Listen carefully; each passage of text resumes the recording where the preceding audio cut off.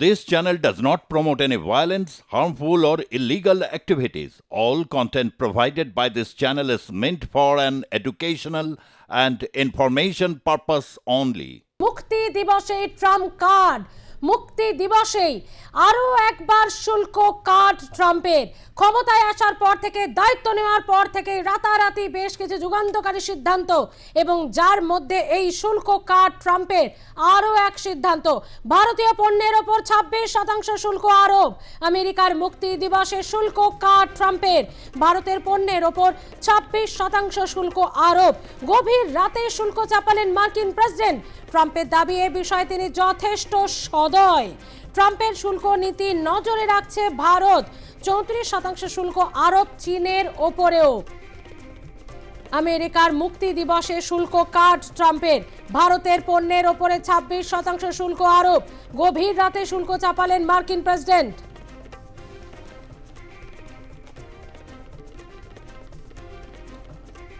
ভারতের পণ্যের ওপর 26% শুল্ক এবং গভীর রাতে এই শুল্ক চাপানোর কারণ কি এটা কি অন্য ধরনের কোনো স্ট্র্যাটেজি এর আগেও আমরা দেখেছি ভারতকে খোঁচা দিয়েছেন ট্রাম্প নরেন্দ্র মোদীকে ভালো রাষ্ট্রনেতা থেকে শুরু করে ভালো বন্ধু বলে তিনি উল্লেখ করেছেন আর প্রশংসার সঙ্গেও খোঁচা দিয়েছেন যে শুল্ক নীতিতে বা শুল্ক তুলতে বা চাপাতে যে দেশগুলি অন্যতম তার মধ্যে ভারত 1 নম্বরে এমন তার হাসি মুখে খোঁচাও কিন্তু ভারতকে সহ্য করতে হয়েছে এই শুল্ক নীতিতে ভারতের কি সত্যি ভাবার কিছু বিষয় রয়েছে নাকি ভারত তার স্ট্যান্ড পয়েন্টে একেবারে সরাসরি ঠিকই রয়েছে সেই বিষয়টি এখন দেখার আমেরিকার মুক্তি দিবস আমদানি শুল্ক ঘোষণা ট্রাম্পের মধ্যরাতে আমদানি শুল্ক ঘোষণা ভারতের ওপর 26% চীনের ওপর 34% ভারতের পণ্যের ওপর 26% শুল্ক আরোপ করেছে আমেরিকা এই আবহে পরিস্থিতির ওপর নজর রাখতে চাইছে ভারত তারপর বিকল্প উপায় নিয়ে চিন্তা ভাবনা করবে নয়াদিল্লি রাজনৈতিক বিশ্লেষক আন্তর্জাতিক সম্পর্ক বিশেষজ্ঞ রাজাগোপাল ধর চক্রবর্তী রয়েছেন আমাদের সঙ্গে রাজাগোপাল বাবু ট্রাম্পের মধ্যরাতে এই শুল্ক নীতি বা এই যে শুল্ক কার্ড তাতে কি ভারতের ভাবার কোনো বিষয় রয়েছে নাকি এখন ভারত পুরোটাই দেখে যাবে কোনটা ঠিক ভারতের জন্য হ্যাঁ দেখুন আমরা আমেরিকায় প্রচুর টাকার জিনিস বিক্রি করি আমেরিকা যা আমাদের থেকে কেনে তার থেকে অনেক গুণ বেশি বিক্রি করি সুতরাং স্বাভাবিকভাবেই আমাদের চিন্তার যথেষ্ট কারণ আছে কালকে যে ইন্ডিপেন্ডেন্স যে ইন্ডাস্ট্রিয়াল ইন্ডিপেন্ডেন্স যে হিসেবে ডিক্লেয়ার করেছেন ট্রাম্প তাতে কিন্তু পরিষ্কার ভারতের উপরে মোটামুটিভাবে 26% একটা ট্যারিফ বসছে ট্যারিফ মানে হচ্ছে ভারতবর্ষের জিনিস যে সমস্ত জিনিস আমেরিকায় গিয়ে পৌঁছবে যে দামে তারা কিনেছে তার উপর 26% ট্যাক্স বসানো হবে তারপর ফাইনাল দাম হবে স্বাভাবিকভাবেই যখন জিনিসের দাম বেড়ে যায় ট্যাক্স বসানোর পরে বা ট্যারিফ বসানোর পরে তখন তার চাহিদা কমে যাওয়ার সম্ভাবনাটা বেশি এটাই অর্থনীতির তত্ত্বটা সেটাই বলে এবং তার ফলে যদি সেখানে চাহিদা কমে যায় আমরা আমেরিকাতে কম বিক্রি করতে পারবো এরকমই একটা অবস্থা এই জায়গায় দাঁড়িয়ে আমরা তো আর বিশেষ কিছু করার নেই কারণ আমেরিকা হিউজ মার্কেট আমাদের রয়েছে আমেরিকা আমাদেরকে বলছে বারবার বলছে তোমাদের দেশে আমাদের জিনিসপত্র ঢুকতে দাও ওরা তো আজকাল বেশি জিনিস তৈরি করে না ওরা টেসলা গাড়ি যেটা ইলন মাস্কের গাড়ি সেটা ভারতবর্ষে যাতে ঢুকতে পারে সে ব্যবস্থা করতে পারছে ওরা বেশ কিছু বাইক ইত্যাদি যেগুলো আছে সেগুলো ঢোকার কথা ভাবছে এবং এগ্রিকালচারাল গুড যেটা আমেরিকার হিউজ সাপ্লাই তৈরি করছে সেগুলো আমাদের দেশে ঢোকাতে চাইছে সেটা আমার অত্যন্ত বিপজ্জনক কেননা আমাদের দেশের কৃষকদের তারপরে একটা চাপ আসতে পারে তো যাই হোক এই যে দেখা যাচ্ছে যে উনি একদিকে বলছেন ভারত সরকারের প্রধানমন্ত্রী আমার বন্ধু তা সত্ত্বেও তাদেরকে আমি এরকম ট্যারিফ বসাতে বাধ্য হচ্ছি কারণ ওরা আমাদের 52% ট্যাক্স বসিয়েছে আমরা তার থেকে বেশি বসাচ্ছি আমাদের থেকে স্লাইড উপরে আছে চায়না বোধহয় 34% ইংল্যান্ডকে 10% দিয়েছে এবং ইউরোপীয় দেশগুলোকে মোটামুটি ভাবে 20% ট্যাক্স বসিয়েছে তো স্বাভাবিকভাবে এই ট্যাক্স বেশি গেলে তো যারা সেদিকে আমেরিকাতে যারা জিনিস বিক্রি করছে তাদের বিক্রি কমে যাওয়ার সম্ভাবনা আছে তারা স্বাভাবিকভাবে প্রত্যেকেই উদ্বিগ্ন হয়ে আছে কি হচ্ছে না হচ্ছে এর ফলে কিন্তু আন্তর্জাতিক অর্থনীতিতে একটা মন্দা দেখার সম্ভাবনা আছে শেয়ার মার্কেটের মানে শেয়ারের দাম আমরা দেখেছি বিভিন্ন দেশেই আমাদের দেশে তো ব্যাপকভাবে কমে যাচ্ছে শেয়ারের